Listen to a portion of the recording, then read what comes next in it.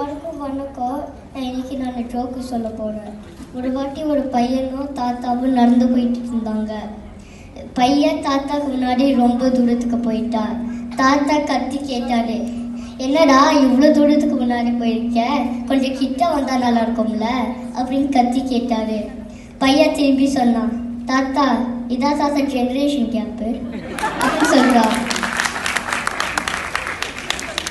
ஒரு வாட்டி ஒரு திருடன் வீட்டுக்கு வந்து பொண்டாட்டி கழுத்துக்கு முன்னாடி கத்தியை வச்சுட்டு காசு தடின்னு சொல்லிட்டு இருக்காரு.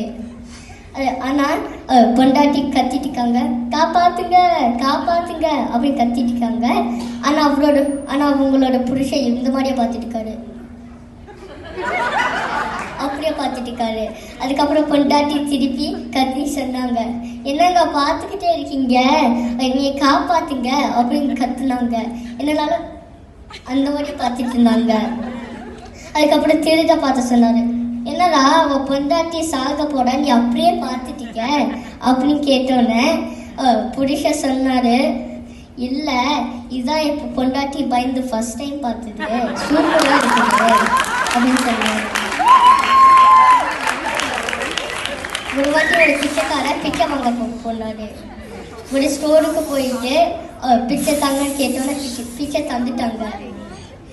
பிச்சை தந்தோன்னா ஸ்டோர் ஓனர் ஒரு கொஸ்டின் கேட்டாரு, எப்படா நீ இந்த பிச்சை வாங்குறத ஸ்டாப் பண்ணுவ, உனக்கு திடீர்னு 1,00,000 ரூபா வந்துச்சுன்னா நீ என்ன பண்ணுவ அப்படின்னு கேட்டோன்னே அந்த பிச்சைக்காரர் சொன்னாரு, நான் பாரிஸ்க்கு ஒரு டிக்கெட் போட்டுட்டு அங்கே போய் நான் பிச்சை வாங்குவேன் அப்படின்னு சொன்னாரு.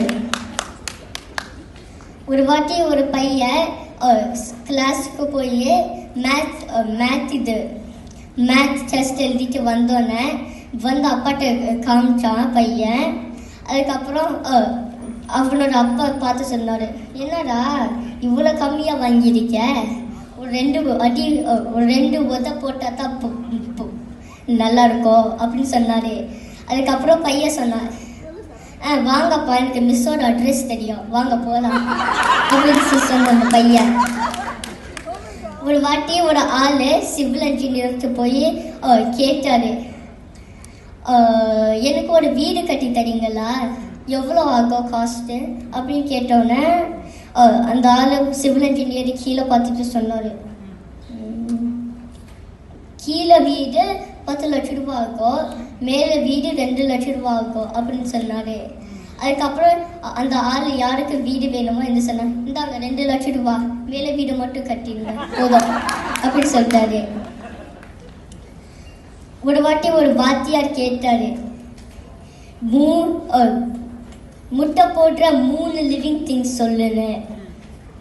ஒரு பையன் எந்திரிச்சு சொன்னான், science teacher, Tamil teacher, maths teacher அப்படின்னு சொன்ன அந்த பையன்.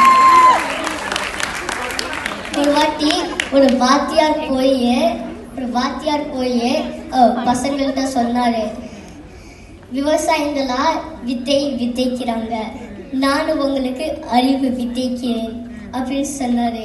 அதுக்கப்புறம் ஒரு பையன் எந்திரிச்சு சொன்னான், விவசாயிகளா கதிர் அடிக்கிறாங்க, நீங்க நம்மள அரைக்கிறீங்க அப்படின்னு சொன்ன ஒரு பையன்.